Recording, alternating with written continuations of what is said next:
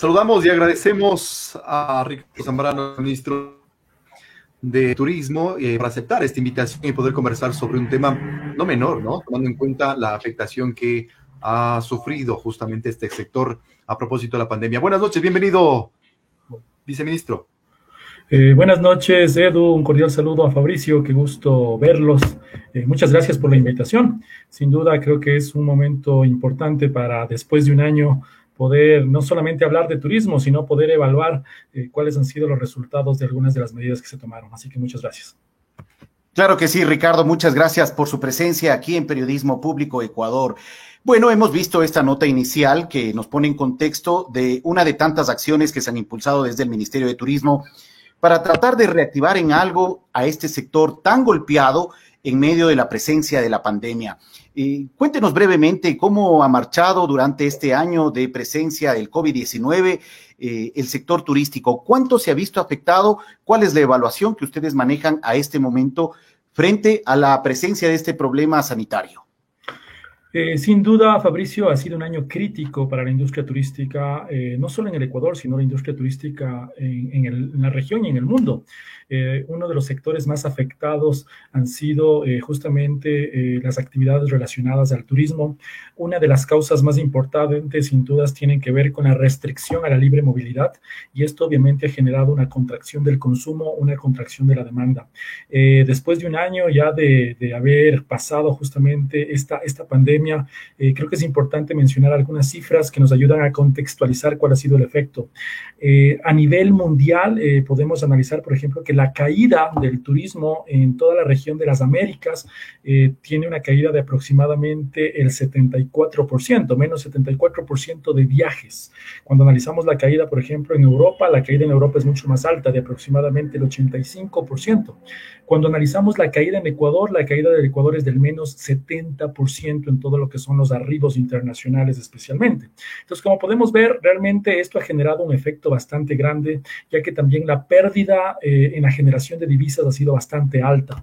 En el año 2019, que fue un año antes del inicio de la pandemia, la actividad turística generó 2.300 millones de dólares en divisas.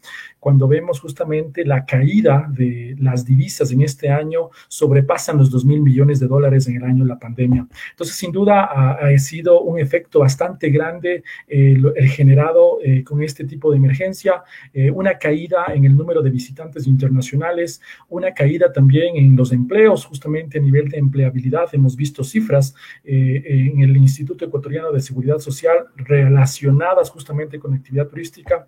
Hay una caída de aproximadamente 39.000 fuentes de empleo. Entonces, sin duda, no podemos dejar de lado en mencionar la situación del sector, y justamente a partir de esa situación estamos trabajando en una política de reactivación del sector turístico, una política que está basada en 3 fases, una fase a corto plazo, a mediano plazo y a largo plazo.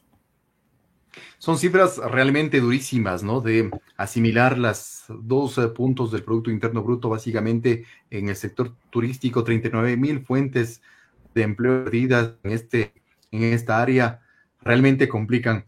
Ahora, si bien es cierto, Fabricio decía al inicio de su intervención con relación a las actividades que se desarrollan desde la cartera de Estado para fortalecer al turismo, hay una demanda, si se quiere, también del sector empresarial que se dedica a este tema, al turismo, y tiene que ver con las capacidades instaladas en los gobiernos autónomos descentralizados, por ejemplo, servicios básicos, un elemento fundamental, y otra relacionada con las capacidades tecnológicas para poder ofrecer mejores servicios, más y mejores servicios.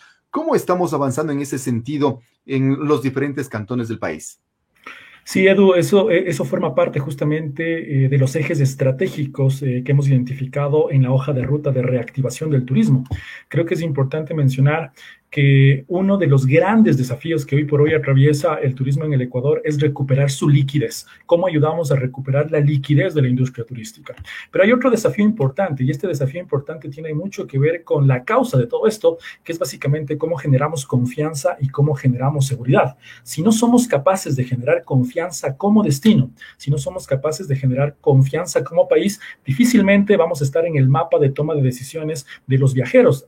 tomemos en cuenta que hay países que son estratégicos a nivel del turismo receptor que vienen al país, como en Europa, como en Estados Unidos, que ya empiezan a vacunarse.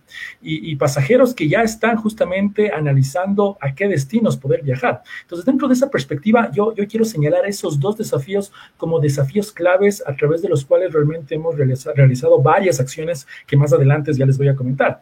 Pero hay otro desafío que también se complementa, que tiene que ver justamente con lo que mencionaba, que es básicamente cómo ayudamos a la industria turística a generar la infraestructura, a mejorar su infraestructura turística y sobre todo cómo ayudamos a la digitalización. Puntualmente en estos dos temas estamos trabajando en dos grandes programas.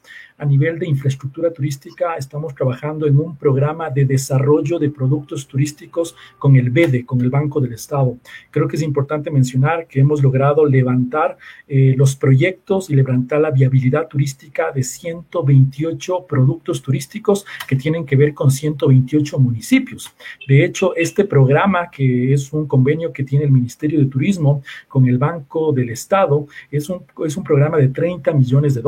¿Qué es lo que está buscando? Lo que está buscando es financiar $100,000 a cada uno de los municipios para fortalecer la infraestructura turística en los productos turísticos. Esto respondiendo justamente a la inquietud que nos hacía Edu de cómo podemos fortalecer la infraestructura, porque somos un país con más de 4,000 atractivos turísticos, pero tener 4,000 atractivos turísticos no quiere decir que tenemos 4,000 productos turísticos. Entonces, alrededor de cada uno de los atractivos, el desafío es cómo ir consolidando un producto turístico, fortaleciendo su infraestructura, fortaleciendo sus servicios básicos y, por supuesto, fortaleciendo también su conectividad. Y respecto al tema de la digitalización, sin duda ha sido uno de los grandes desafíos que también hemos identificado en esta pandemia, ya que realmente la digitalización ha sido vital para poder enfrentar, ¿no es cierto?, muchos de los cambios de consumo, muchos de los cambios de comportamiento que ha tenido el nuevo consumidor, especialmente en el tema de formas de pago. Entonces, dentro de esa perspectiva, estamos trabajando con la OEA, con la Organización de Estados Americanos, en un plan de digitalización de la pyme turística. Es un programa que viene avanzando, ya tenemos cerca de 5,000 pymes turísticas que han empezado este ejercicio de digitalización. Un ejercicio de digitalización que empieza con la creación de páginas web, pero que no termina con la creación de páginas web, sino que tiene que ir más allá hacia la estructuración de plataformas de pago, el cobro con tarjeta de crédito, etcétera. Para eso viene otro actor. Estamos trabajando justamente en un programa importante con Mastercard, con Banco del Pacífico, justamente para la generación de botones de pago, links de pago, para que los establecimientos turísticos también puedan tener esta posibilidad. Y ahí quiero poner en contexto algunas cifras. Muchos dirán, pero ¿para qué quieren digitalizar? Solamente para atender los desafíos que nos presenta el nuevo comportamiento del visitante nacional e internacional. No solo por eso, sino que también tenemos un gran indicador que está plasmado en el Plan Nacional de Turismo 2030, que es el gasto promedio. Una de las grandes metas que tenemos país es cómo incrementamos el gasto promedio del turista extranjero. Cuando analizamos el gasto promedio del turista extranjero que llega a Costa Rica, el gasto promedio está sobre los $3,000. Cuando analizamos el gasto promedio del turista que se queda en Ecuador, el gasto promedio está en alrededor de $1,000. Y muchas veces es el mismo turista, no es que ha cambiado de trabajo. Entonces ahí la pregunta es, ¿qué hace falta para que el gasto promedio crezca? Hace falta infraestructura, como se estaba mencionando. Hace falta calidad en el servicio y, por supuesto, hace falta también el tema de digitalización. Nos ha pasado muchísimas veces que recorremos el Ecuador y queremos comprar una artesanía y es difícil comprar una artesanía si no la pagamos en efectivo. O es difícil contratar un alojamiento porque tal vez no tiene una forma de cobro digital. Entonces, eso es parte también de los desafíos que se han visibilizado en esta época de pandemia y que también están siendo atendidos a través de este tipo de programas y este tipo de proyectos. Ricardo, me ha llamado la atención que durante este año de pandemia, en medio de la presencia de la pandemia del COVID-19, el Ministerio de Turismo ha trabajado en la entrega de estas denominaciones de pueblos mágicos a distintos cantones de nuestro país. Recientemente fue Cayambe, teníamos las imágenes allí de esta entrega de la certificación o de esta denominación a este cantón pichinchano, pero adicionalmente se ha entregado una certificación, un sello Safe Travels, que busca garantizar que el turismo sea seguro en medio de esta situación sanitaria. ¿Es posible reactivar el turismo a pesar de estas circunstancias que estamos viviendo en el tema sanitario? Excelente pregunta, Fabricio. Puntualmente, cuando hablamos del programa Pueblos Mágicos, creo que es importante mencionar que el programa Pueblos Mágicos es un programa de consolidación de destinos. El programa Pueblos Mágicos no es el final de un programa, es el inicio de todo un programa a través del cual lo que queremos es diversificar la oferta turística del Ecuador. Porque uno de los grandes retos que también tiene el turismo es que el turismo está centralizado y está centralizado en 3 grandes ciudades o en 4 grandes ciudades. Y lo importante es empezar a descentralizar. Pero muchos me dirán, ¿para qué descentralizar o diversificar esa oferta en época de pandemia? Porque efectivamente en época de pandemia hemos identificado que una de las grandes tendencias del nuevo consumidor es poder visitar destinos con baja concentración social.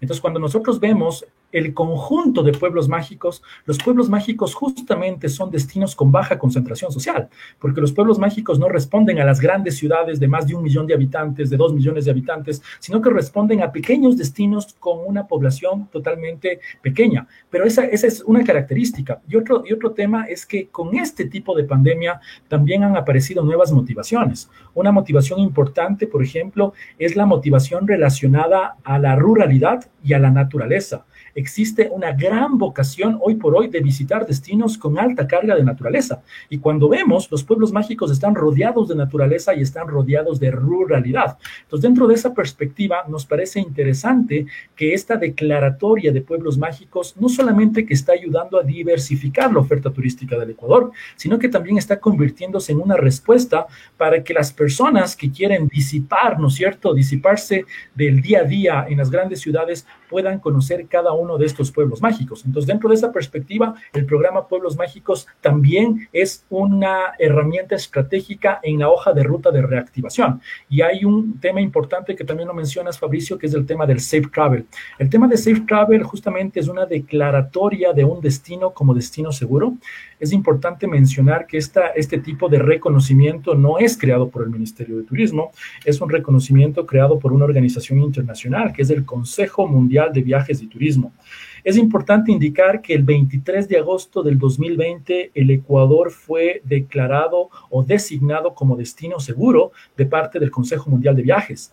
Y justamente para poder obtener ese tipo de designación pasaron algunas cosas que han sido determinantes y que la Organización Mundial de Turismo incluso puso en el boletín de septiembre del 2020 como un ejemplo de Ecuador. Porque ¿qué pasó? Para que podamos ser designados como destino seguro el 23 de agosto del 2020, tuvimos que eliminar la cuarentena. Acuérdense que en los primeros meses de pandemia estábamos con una cuarentena obligatoria. Todas las personas que venían del exterior tenían que vivir una cuarentena. Eso restringía la libre movilidad y uno de los pedidos del Consejo Mundial de Viajes para poder tener la declaratoria era eliminar la cuarentena. Esa eliminación tuvimos que hacerlo a nivel del COE nacional, a través, obviamente, de negociaciones con los diferentes actores, ministro de Salud, etcétera. Pero ahí apareció algo importante. La nueva exigencia que era una prueba PCR. Toda persona que vaya a venir al Ecuador tiene que viajar con una prueba PCR. Entonces, ese tipo de designación de Ecuador como destino seguro hizo que el Ecuador sea reconocido por el Consejo Mundial de Viajes para que pueda incluso ya designar otro tipo de destinos. Entonces, ahí aparecen cerca de 30 destinos en el Ecuador que han sido ya declarados como destino seguro. Cerca de 30 de destinos de 221 municipios que tenemos. Pero esto es importante, porque no solamente es suficiente que el Ecuador sea declarado como destino seguro, sino que también es importante que cada uno de esos destinos locales, cada uno de esos pueblos mágicos, cada uno de esos destinos que están tal vez en la ruralidad también tengan este tipo de reconocimiento. Entonces hemos trabajado de la mano y muchos preguntarán, ¿pero para qué trabajamos en un reconocimiento como destino seguro o como Safe Travel? Porque justamente yo les mencionaba al inicio de la entrevista, uno de los grandes desafíos que no solamente tiene el Ecuador, sino que tiene el turismo en el mundo es cómo somos capaces de generar confianza y cómo somos capaces de generar seguridad. Y este tipo de sello ayuda a generar confianza y ayuda a generar seguridad justamente para la toma de decisiones de viajes tanto del mercado turístico nacional como del mercado turístico internacional.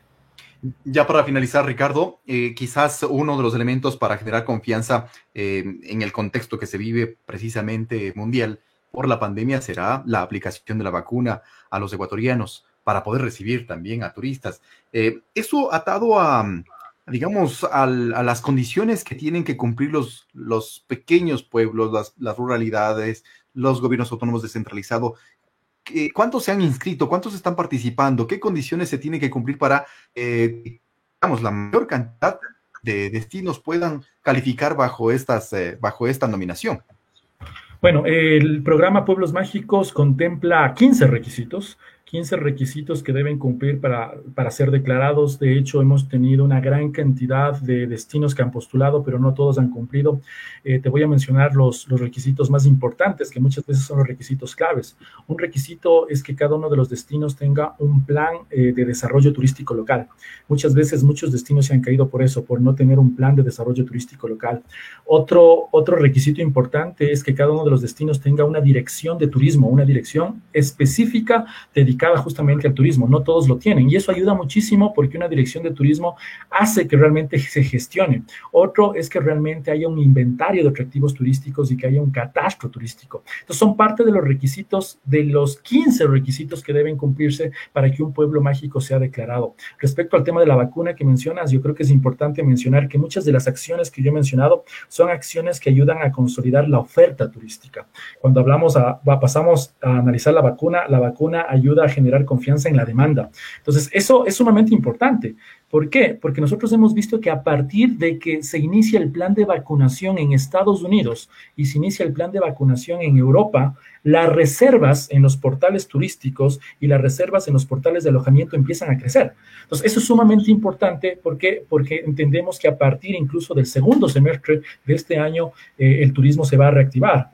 Ayer teníamos noticias, por ejemplo, con algunos representantes de líneas aéreas, nuevas líneas aéreas que van a abrir rutas directas desde Quito a Nueva York, Quito a Miami, a partir del mes de mayo. Entonces, son noticias que se apegan mucho a este tipo de coyuntura y que obviamente forman parte de la fase final de esta hoja de ruta de reactivación del turismo en el Ecuador y en el mundo. De acuerdo, muchas gracias, Ricardo Zambrano, viceministro de Turismo. Gracias por la información compartida aquí en Periodismo Público.